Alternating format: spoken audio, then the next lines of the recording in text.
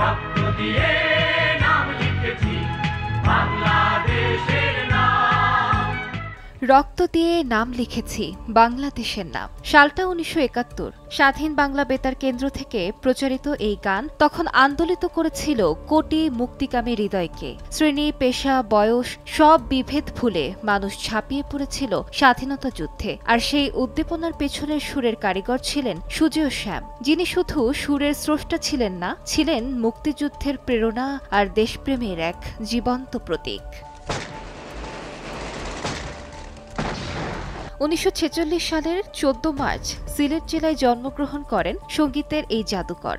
চা বাগানে সঙ্গীতের আবহে বেড়ে ওঠা সিলেটের সেই ছেলেটি পরবর্তীতে যোগদান করেন পূর্ব পাকিস্তান বেতারে। লোকে বলে ও বলে রে গড়বাড়ি বালা নাই আমার।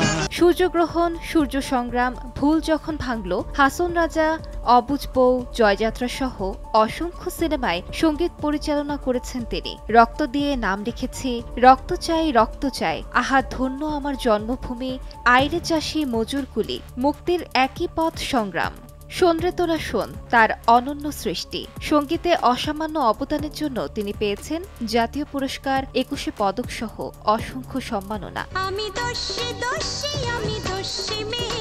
ক্যান্সারের সঙ্গে লড়াই করে গত বছর ৭৮ বছর বয়সে মারা যান এই বরেণ্য শিল্পী। কেটে গেছে একটি বছর, তবু যেন মনে হয় রেডিওর মৃদু ঢেউয়ে ভেসে আসছে তার সুরে বিজয়ের প্রথম গান, বিজয় নিশান উড়ছে ওই।